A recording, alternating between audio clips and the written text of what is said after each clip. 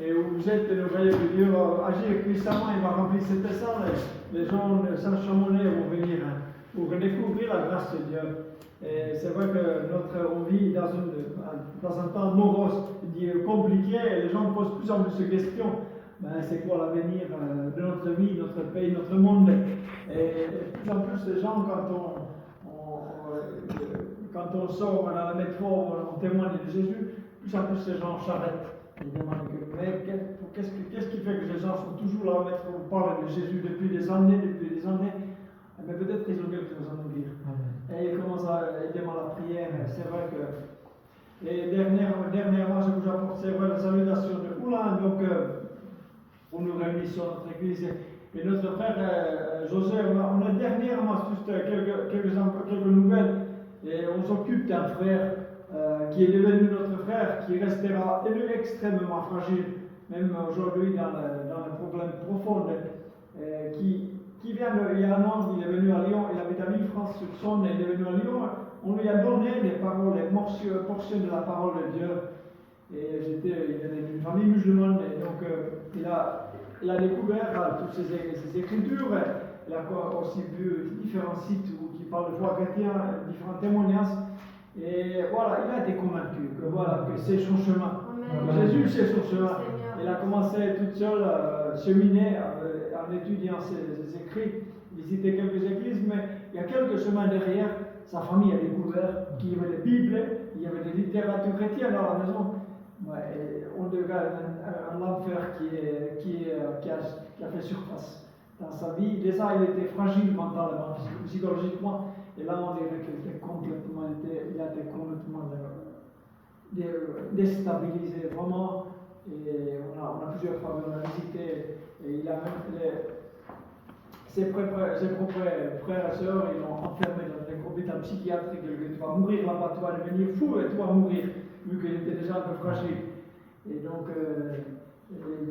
nous, merci Seigneur, on peut vivre, vous savez qu'on est entouré par une grande communauté musulmane, et quand ils commencent à venir au Seigneur, il faut les entourer. C'est vrai qu'ils ne sont pas contents, la famille, avec toute cette proximité que ces populations musulmanes, toutes ces chaleurs qu'ils ont, ces chaleurs qu'ils transforment dans une grâce compliquée, une fois qu'ils découvrent qu'il y a un empreinte de famille. On va tourner vers le Seigneur. C'est sûr que je ne suis pas venu apporter la paix, mais l'épée.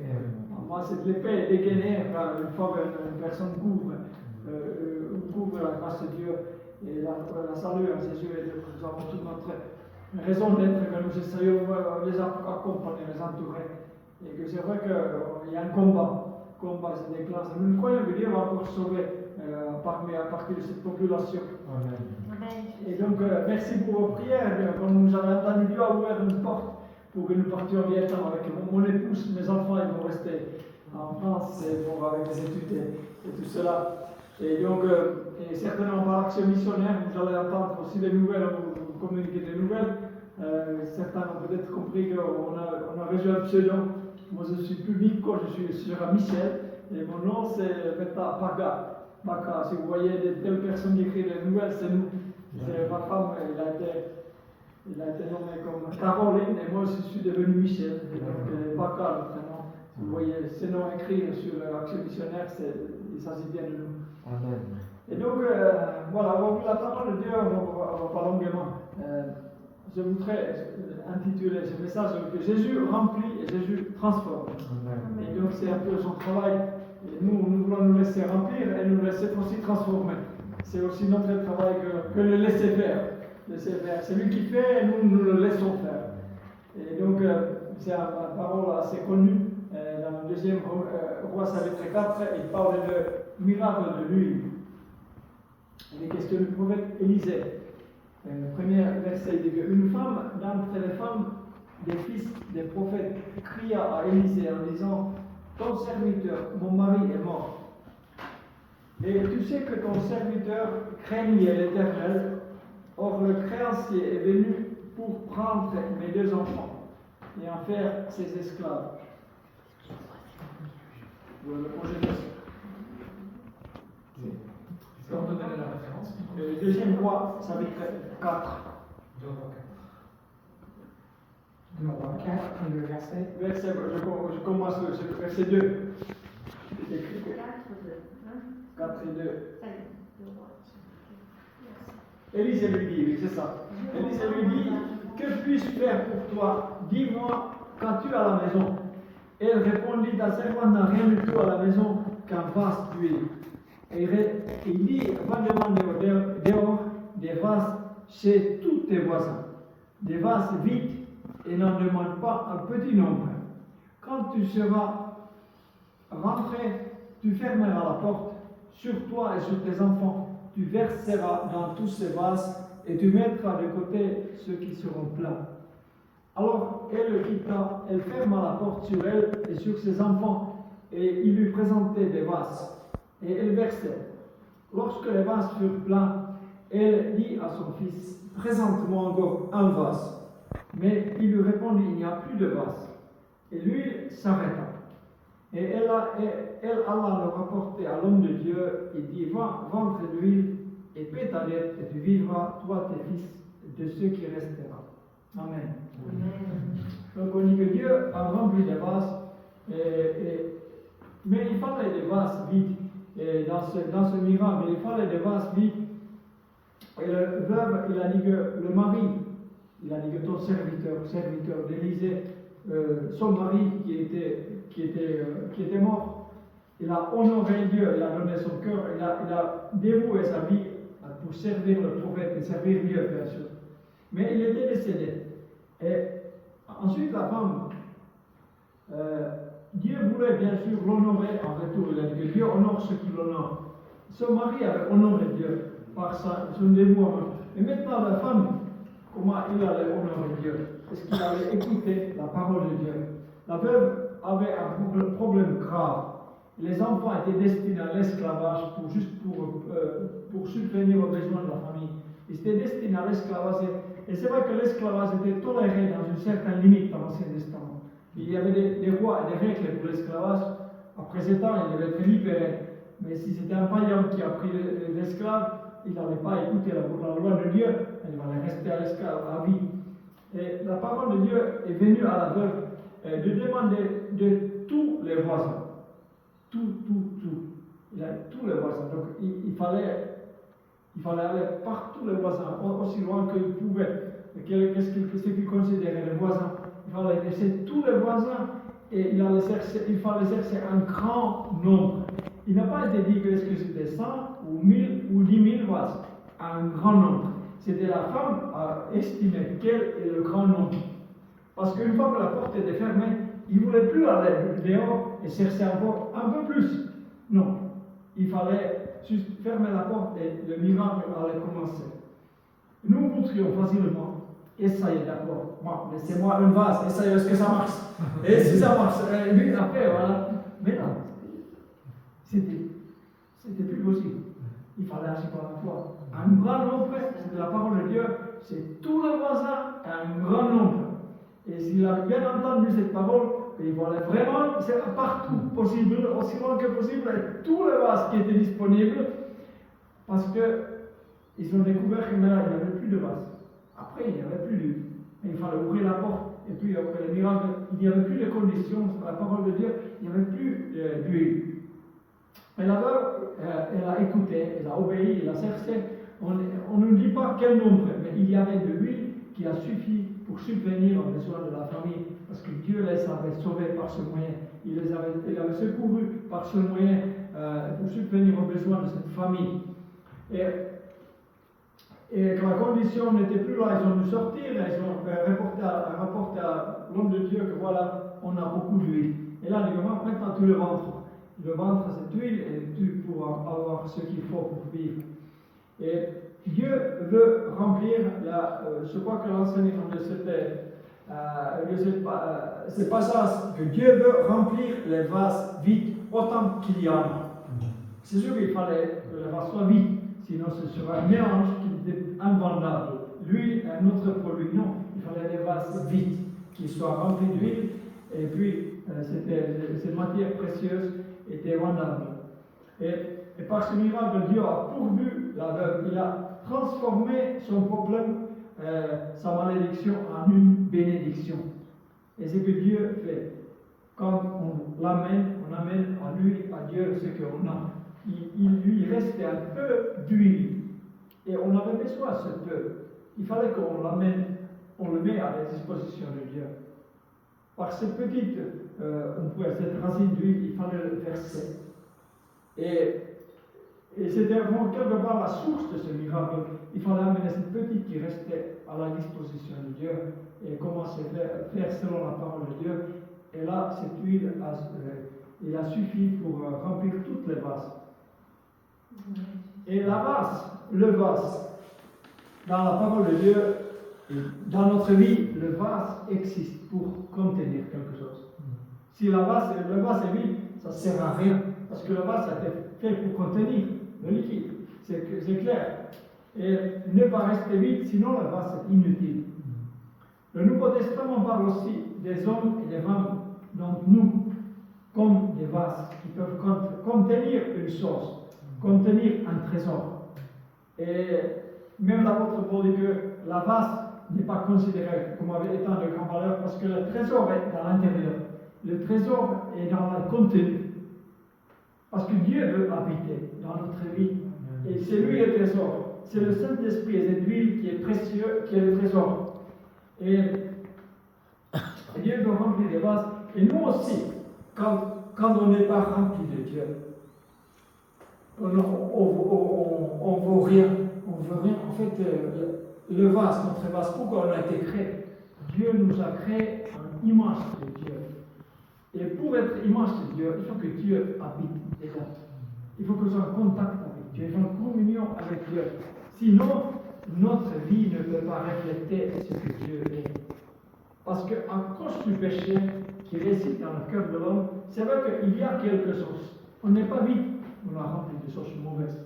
Il faut d'abord que le nouveau propriétaire devine la vase, enlève la saleté, et pour que la nouvelle propriétaire qui est Jésus, il vient habiter dedans, que son esprit vient habiter dedans, il nous remplisse, et alors le vase devient utile, contenant un habitant, quelque chose de précieux, un trésor dedans, quand Dieu habite dedans. Et Jésus a dit aussi, l'adversaire, l'ennemi qui a été expulsé par la puissance de Dieu, par l'œuvre de Jésus, que le saleté, le péché, le diable a été sorti. Et quand le diable revient, il voit non, ma maison est toujours vide, en plus c'est bien propre. Il faut que j'installe avec 7 autres pires que lui. Et le démon qui est sorti, il prend 7 copains, et ils rentrent tous là-bas. Et ça va être un bazar complet, la vie va être chaotique. Mais Jésus, ce n'est pas la solution. Dieu veut remplir. Amen. Dieu veut d'abord nettoyer, il veut dévider. Ça peut faire mal qu'on dévide tout ce qui était précieux, tout ce qui était cher pour nous, notre esprit, pour faire notre vie. Dieu va le mettre dehors, parce que ça ne vaut rien. On le met dehors.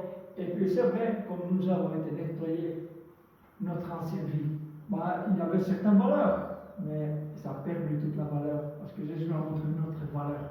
Dieu a montré la valeur de l'éternité, la valeur de le connaître, la valeur de vivre pour lui, de l'honorer dans notre vie. Et puis, Dieu est venu habiter. Dieu nous a remplis par sa présence. Et il veut le faire encore. Il veut le faire encore. Et donc, le vase existe pour contenir quelque chose ou quelqu'un. Va contenir Dieu. Et contenir la présence de Dieu. Contenir le Saint-Esprit qui est lui dans le Nouveau Testament. Dieu nous a créé à son image et pour l'être, il faut que Dieu habite dedans. Autrement, c'est impossible de lui ressembler à cause du péché. Alors, quand le cœur est vide, on est sans raison d'être. Parce que le vase est fait pour contenir quelque chose. Et Jésus a dit que Dieu veut chercher et trouver des vases perdus. Quand il a trouvé Sachet dans un arbre, il a dit que le Fils de l'homme est venu chercher et sauver celui qui était perdu. Un vase perdu. Et il a trouvé Sachet. Et Sachet, il a trouvé sa joie. Et toute autre chose a perdu sa valeur. Et cet homme, Radin, est un homme généreux. Il a envoyé ses biens à ceux qui en avaient besoin. Et donc il est devenu un homme généreux. Et Jésus, quand il a trouvé, il a dit justement que le Fils de l'homme est venu chercher et sauver celui qui était perdu. Et vers la fin de son ministère, avant de monter au ciel, Jésus a dit que allez prêcher la bonne nouvelle dans le monde entier. Parce que Dieu veut remplir de vie. Il veut trouver des vaches perdues. Il veut remplir des vies. Et 1 Timothée, l'apôtre Paul dit à Timothée, chapitre 2, verset 4, il dit que qui veut que tous les hommes soient sauvés et parviennent à la connaissance de la vérité. Ce n'est pas une connaissance philosophique ou une connaissance personnelle de la vérité. La vérité, c'est une personne. Donc il faut le connaître personnellement. Jésus est la vérité, le chemin, la vérité, la vie. Et aussi, Pierre dit la même chose, 2 Pierre 3, 9. Il a dit que le Seigneur ne tardait pas dans l'accomplissement de la promesse. Je vous prie que bien, Seigneur Jésus, et c'est un bon prière, c'est une bonne prière. Amen. Mais la parole de Dieu nous faut hâter son retour. Dieu ne tardait pas l'accomplissement de la promesse, comme quelques-uns le croient, mais il use de patience envers vous, ne voulant pas qu'aucun périsse, mais voulant que tous arrivent à la repentance. Ça veut dire que la vase est nettoyée pour être remplie de quelque chose de précieux, par la présence de Dieu. Et Jésus, pour avancer un peu plus loin, Jésus aussi a traité les vases en son premier miracle public. Je ne sais pas ce que vous vous rappelez. Jésus était dans un os de Canaan. Il y avait des vases. Mais il y avait trop peu. Et Jean, chapitre 2, verset 1, il est rapporté que 3 jours après, il y eut des noces à Cana en Galilée. La mère de Jésus était là. Et Jésus fut aussi invité aux noces avec ses disciples. Le vin ayant manqué, la mère de Jésus lui dit, ils n'ont plus de vin. Jésus lui répondit, femme, qu'y a-t-il entre moi et toi? Mon heure n'est pas encore venue. Sa mère dit au serviteur, faites ce qu'il vous dira. Or, il y avait là 6 vases de pierre destinés aux purifications des Juifs, et contenant chacun 2 ou 3 mesures. Jésus leur dit, remplissez d'eau ces vases, et ils les remplirent jusqu'au bord. Puisez maintenant, leur dit-il, et apportez-en à l'ordonnateur du repas. Ils lui en apportèrent, quand l'ordonnateur du repas eut goûté l'eau changée en vin, ne sachant d'où venait ce vin, tandis que le serviteur qui avait puisé l'eau le savait bien. Il appela l'époux et lui dit, tout homme sert d'abord le bon vin, puis le moins bon, après qu'on s'est enivré. Toi, tu as gardé le bon vin jusqu'à présent. Tel fut à Cana en Galilée le premier des miracles que fit Jésus. Il manifesta sa gloire et les disciples crurent en lui. Amen. Là, c'est le deuxième partie. Jésus transforme. Amen. Il a transformé. D'abord, Jésus a rempli, et là, le deuxième, Jésus transforme. Tout ce qui était amené en contact avec lui. Jésus était dans ce mariage avec ses disciples, et peut-être qu'ils ont rempli la salle parce qu'ils ont embarqué 12 disciples avec lui. Ils étaient plus nombreux que prévu. Il n'y avait plus de vin. Ils disent que les érudits scolaires disent que Marie de Marie, donc Joseph n'était plus vivant. Il était décédé pendant la jeunesse que Jésus travaille dans ce qu'ils estiment, parce qu'on n'a plus parlé de Joseph, qu'il était décédé jeune. Et Marie, certainement, il a eu beaucoup de discussions avec son fils, Jésus, fils aîné, Jésus. Et pourtant, il y a eu des discussions, et Marie, il savait, par sa naissance miraculeuse, par les paroles des anges, par tout ce qui est dit à son sujet, il savait que cet enfant n'était pas un enfant ordinaire. Il y avait quelque chose, et Jésus a certainement partagé avec sa mère la destinée, la croix. Il a lui partagé les choses, parce qu'il connaissait bien que sa destinée serait pour mourir pour le monde entier. Et il y a eu des paroles, et là, étonnamment, Marie s'adresse à Jésus, voilà, qu'ils n'ont plus de vin. Il m'a dit, non, ce n'est pas encore mon temps, c'est pas encore mon temps. Et Jésus, on dirait que Jésus s'est laissé faire. Jésus le laissé faire, Et Marie a pris l'initiative, il a levé les autres, faites tout ce qu'il vous dit.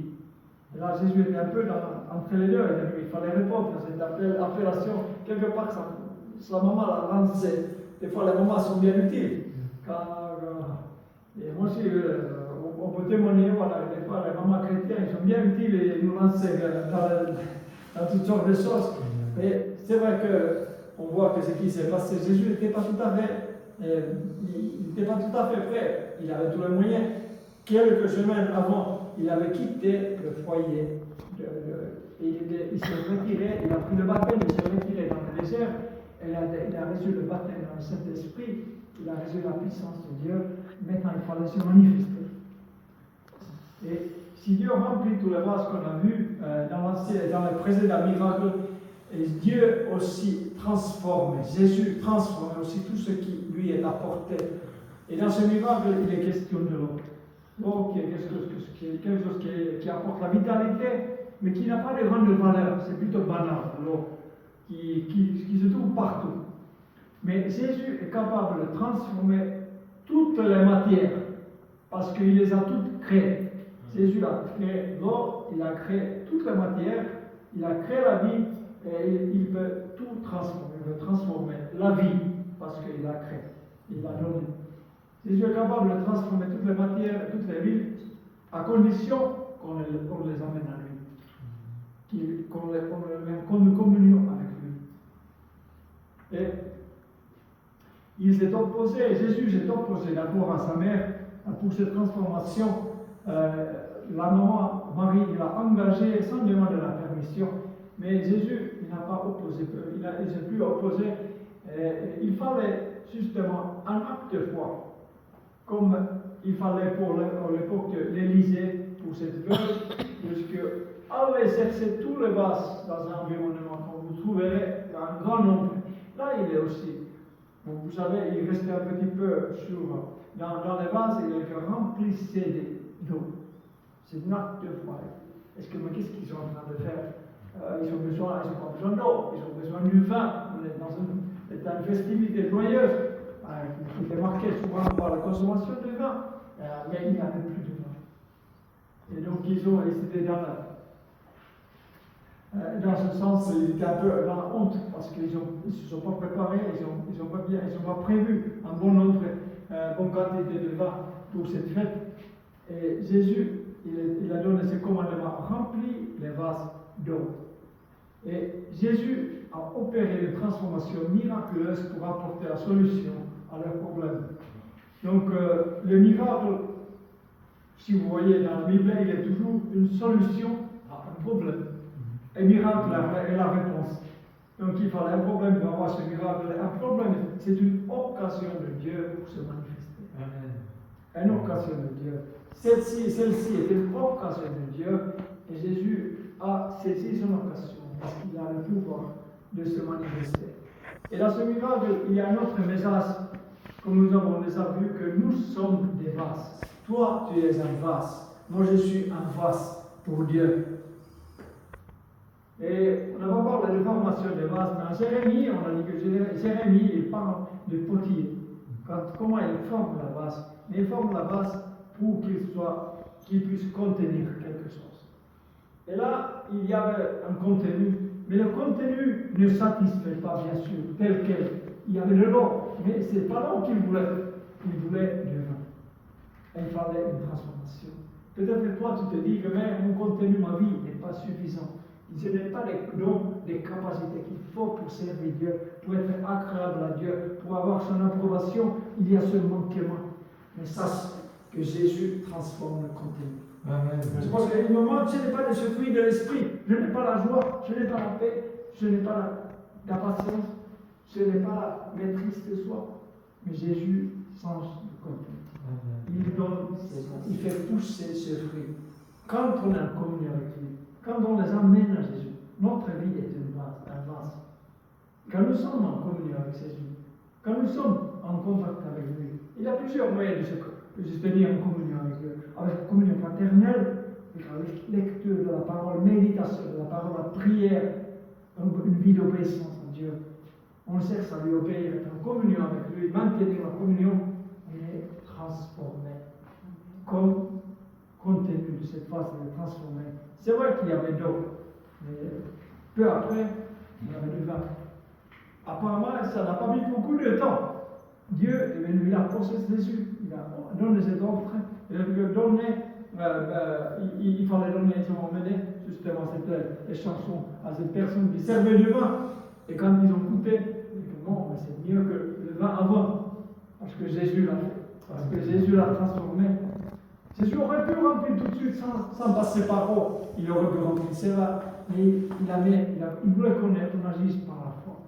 Par la foi. C'est par la foi que nous restons en communion avec Jésus. Il y a tellement des appels de ce monde, mais on va se croire, on va dire que non, je reste près de Jésus. En vacances, on a la tentation de dévier à l'étroite et dérailler toutes sortes de choses. Mais donc, où que j'aille, je vais aller avec Jésus. Je veux quand même en communion avec lui. Je veux être près de lui, en communion étroite avec lui, parce que constamment j'ai besoin d'être transformé, et rester transformé, et être ce vase que Dieu veut que je sois, et être rempli de lui, remplir ce qui vient de Dieu. Et donc, si toi tu ne sens pas qualifié, tu n'es pas suffisant, sache que celui qui transforme, il est suffisant. Amen. Il est près de toi, il fera de toi ce qui lui plaira. Et le contenu peut changer. En contact avec Jésus, le fruit de l'esprit peut mûrir, les habitudes peuvent cesser, de nouveaux dons peuvent être accordés, communiqués, grâce à Jésus, qui cherche, qui remplit et qui transforme. Alléluia. Ce soir, il est le même. Jésus est le même hier, aujourd'hui, éternellement. Il veut trouver, il veut pardonner, il veut donner, et il veut remplir, et il veut transformer. Mais il veut que tu restes près de lui. Amen. Car c'est le lieu opportun pour toute cette transformation. Être près de lui. Amen. Seigneur, merci pour cette soirée. Nous avons pu tenir à ta présence. Et ce n'est pas pour rien que nous nous sommes tenus devant toi. Tu as fait ton œuvre. Et Seigneur, quand nous partons d'ici, nous sommes transformés, Jésus, par ta présence. Et tu ne nous laisses pas nous dépouiller toutes seules, mais tu restes constamment près de nous, Jésus. Tu es en nous, ton esprit est en nous, et nous comptons sur nous encore, Seigneur. Et que pendant ce temps estival, le temps de vacances, nous savons que où que nous partions, toi, ta présence ne nous abandonnera pas. Jésus, merci de bénir mes frères et sœurs, Jésus, qui puissent vivre des vies de victoire, même dans le temps de vacances, Jésus. Grâce à toi, grâce à ton esprit, Jésus, que ton nom soit béni. Amen. Amen. Amen.